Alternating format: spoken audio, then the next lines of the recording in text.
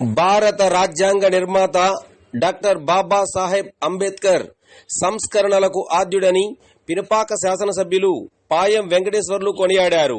ఆదివారం అంబేద్కర్ జయంతి వేడుకలను Manuguru MLA Praja Bhavan camp కార్యాలయంలో పార్టీ శ్రేణులతో కలిసి ఘనంగా నిర్వహించారు. ముందుగా అంబేద్కర్ చిత్రపటానికి పూలమాలలు వేసి ఘనంగా నివాళులర్పించారు. ఈ సందర్భంగా ఎమ్మెల్యే పాయం మాట్లాడుతూ అంబేద్కర్ బడుగు, బలహీన వర్గాలు, దళితుల సంక్షేమం కోసం పోరాడిన యోధుడని ఈ సందర్భంగా పేర్కొన్నారు.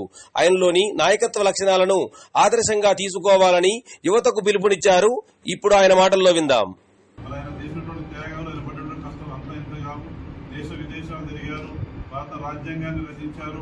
భారతదేశ సమాజం భవిష్యత్తులో ఏ రకంగా ఉండాలో కూడా భవిష్యత్తు తరాలను గురించి మంచి ప్రపంచంలోనే అతిపెద్ద ప్రజాస్వామ్య దేశం మన భారతదేశం. అటువంటి ప్రజాస్వామ్య దేశానికి రాజ్యాంగాన్ని రచించడం అనేది మామూలు విషయం కాదు.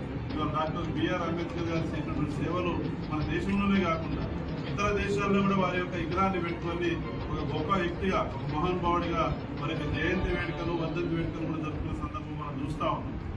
కాబట్టి రాబోయే రోజుల్లో కూడా భారత రాజ్యాంగాన్ని మనం కాపాడుకుంటూ, ప్రజాస్వామ్య విలువల్ని కాపాడుకుంటూ, రాజ్యాంగ స్ఫూర్తిని అంటే డాక్టర్ బిఆర్ అంబేద్కర్ గారి యొక్క స్ఫూర్తిని మనం మరి భవిష్యత్తులో కొనసాగిద్దామని, ముందుకెళ్దామని, మరి వారి యొక్క 133వ జయంతి సందర్భంగా మనందరం కూడా ప్రతిన పొందామని చెప్పేసి మరి మీ అందరికీ కూడా తెలియజేస్తూ మనందరం కూడా ఆ వైపుగా ప్రయాణం చేద్దాం, అడుగులేద్దామని తెలియజేసుకుంటూ ఈ కార్యక్రమం తెలియగానే విచ్చేసినటువంటి మరి మీ అందరికీ మండల పార్టీ నాయకత్వానికి, టౌన్ పార్టీ నాయకత్వానికి, ఇంకా ఈ హోదాలో ఉన్నటువంటి పార్టీ నాయకులకు, మహిళా సోదరిమణులకు, గౌరవ ప్రజాప్రతినిధులందరికీ కూడా మరి ఒక్కసారి నా తరఫున మరి ధన్యవాదాలు తెలియజేస్తూ ముగిస్తా ఉన్నాను. Thank you.